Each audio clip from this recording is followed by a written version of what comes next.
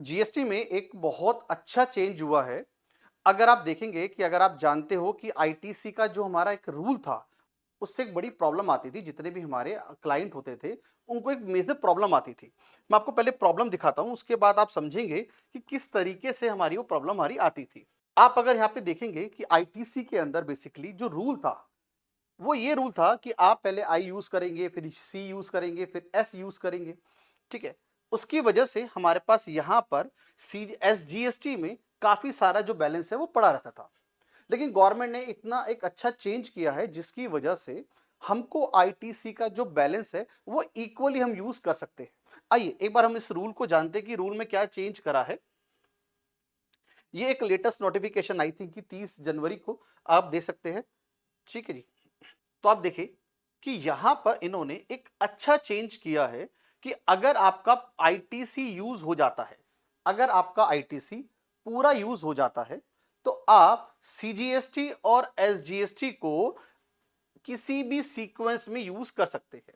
तो पहले हमारा ओल्ड प्रोविजन क्या था, मैं आपको पहले वो समझाता हूं। अगर आपको पहले पुराना आईटीसी का रूल नहीं पता था, तो एक बार आप उस रूल को समझते हैं, फिर आप इस प्रॉब्लम को समझेंगे कि गवर्नमेंट ने एक अच्छा जो प्रॉब्लम है उसको सॉल्व किया है।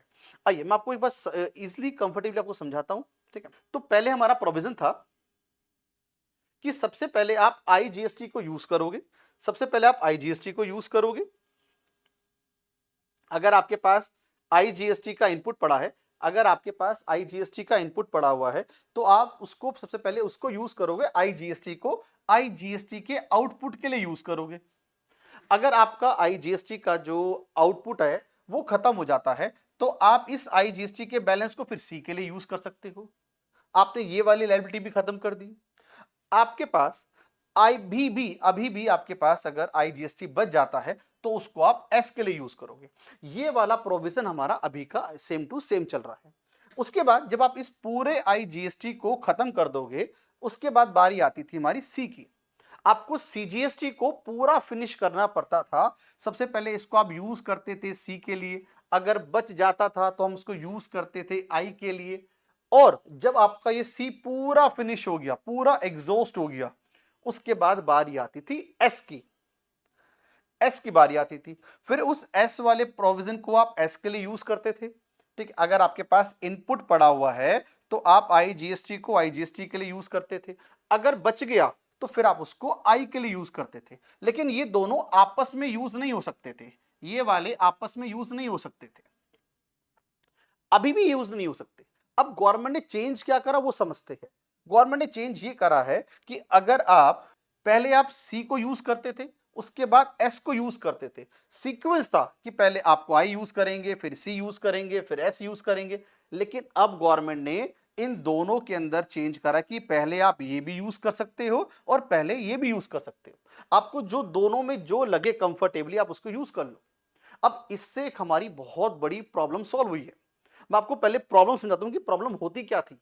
हमारे पास सीजीएसटी का बैलेंस बचता था, लेकिन अब आप उसको इक्वली यूज कर सकते हो।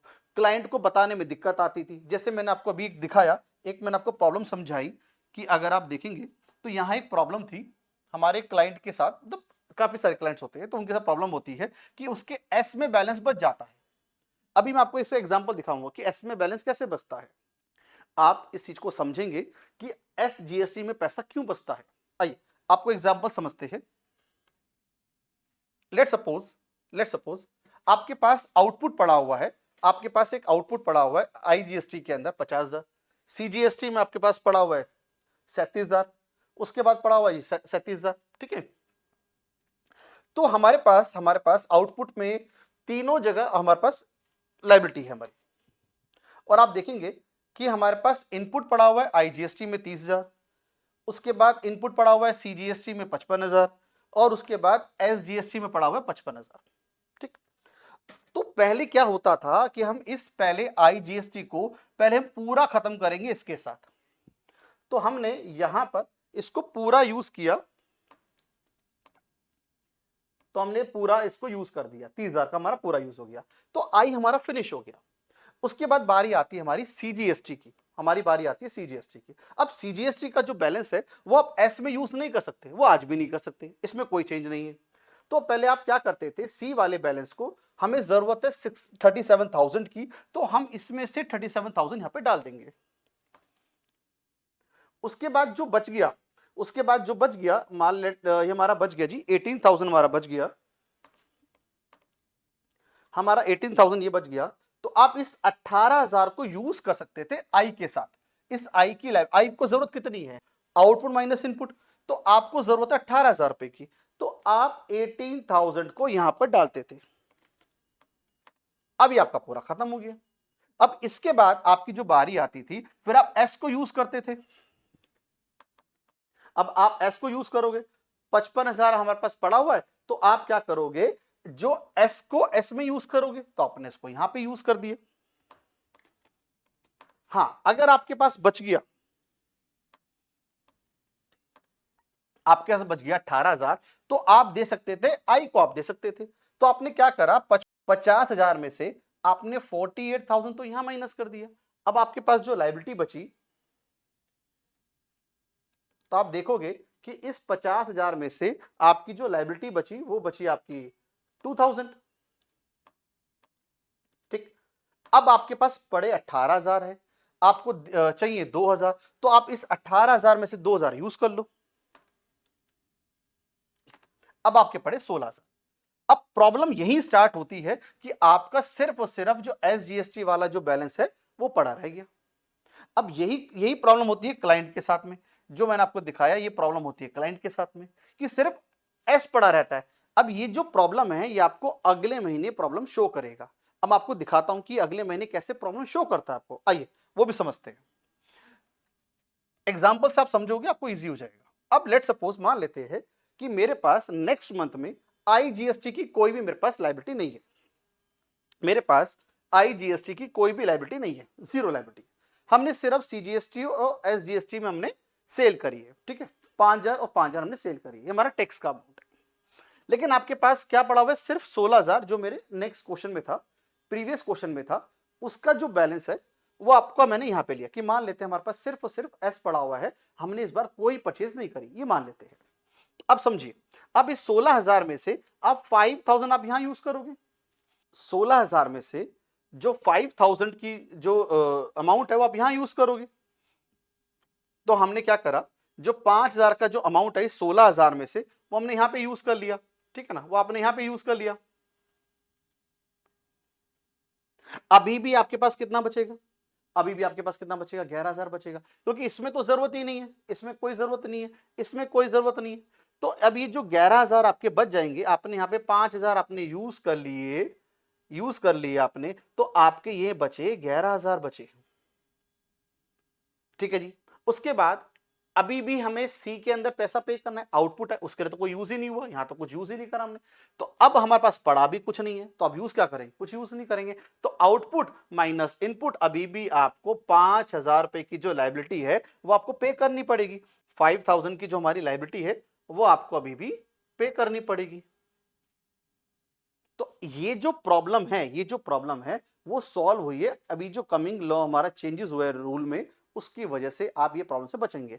अब समझते हैं कि क्या चेंज हमारा हुआ है। अब आप एग्जाम्पल को हम समझते हैं, न्यू रूल से समझते हैं कि हमारा जो न्यू रूल के हिसाब से हम अब क्या सिनेरियो चेंज हुआ है, ठीक है। न्यू रूल से समझते हैं कि हमारा जो एग्जाम्पल है वो समझते हैं। आपके पास पड़ा हुआ है आईजीएसटी और आपको जरूरत है 50,000 रुपए की, पड़ा आपके पास 30,000 हुआ है, तो आप इस 30,000 में से 30,000 आप यहां पे यूज कर लो, राइट, 30,000 आप यहां यूज कर लो। आपका पूरा का पूरा आईजीएसटी जो है वो पूरा का पूरा एग्जॉस्ट हो गया, ये पूरा एग्जॉस्ट हो गया, मतलब पूरा यूज हो गया, राइट, पूरा यूज हो गया। तो हमारा आईटीसी यूज कितना हुआ, 30,000, हमारा आईटीसी यूज कितना हुआ 30,000, आईटीसी बचा कितना, 0, ठीक है जी, ओके। अब कम टू द पॉइंट कि हमारे पास जो सी पड़ा हुआ है वो पड़ा हुआ है 55,000 और एस भी पड़ा हुआ है हमारे पास 55,000। अब गवर्नमेंट ने यहां चेंज करा है, पहले आपको पूरा का पूरा यही यूज करना पड़ता था, पहले सी में बच गया तो आई में, अब आप चेंज कर सकते हो। आप क्या करो, पहले ये यूज कर लो, चाहे पहले ये यूज कर लो, अब इन दोनों में इंटरचेंज है, कोई भी सीक्वेंस है सी और एस में आप कोई भी यूज कर लो। तो हम क्या करते हैं, 37,000 सी में से देते हैं और 37,000 हम एस में देते हैं। आप 37,000 यहां पे पे करेंगे, 37,000 आप यहां पे पे करेंगे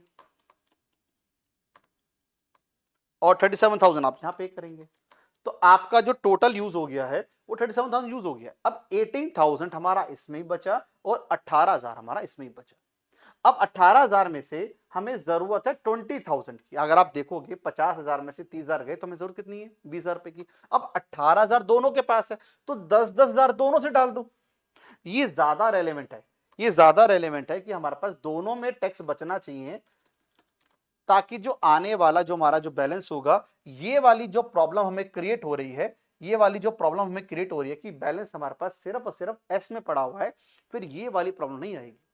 आपके पास दोनों रहेगा। उससे अगर मान लो आपने सेम स्टेट में माल बेचा है तो आप दोनों टैक्स यूज कर पाओगे, खाली एक नहीं यूज कर पाओगे, ठीक है ना। तो उसकी वजह से कभी कभी हमारे पास सी में पेमेंट देने को ऑप्शन बन जाता है। तो आपने क्या करा, यहां पे दोनों का यूज किया और आपकी यहां पे जो लायबिलिटी बनी, तो हमारा टोटल 47,000 हमारा दोनों में यूज हो गया। तो हमारा यहां पे दोनों में 47,000 हमारा यूज हो गया, ठीक है। तो 47 हमारा दोनों में यूज हो गया। तो 8,000 की जो हमारी बैलेंस है वो अगले महीने हमारा बच जाएगा। अब ये नेक्स्ट मंथ हमारे काम आ जाएगा। तो न्यू रूल के आने से बहुत बेनिफिट हुआ है। अगर आपको ये वीडियो अच्छी लगी हो तो आप लाइक करें, फॉलो करें और शेयर करें उन दोस्तों के साथ जो अकाउंटेंट है, जिनको इस तरह की प्रोविजंस नहीं पता।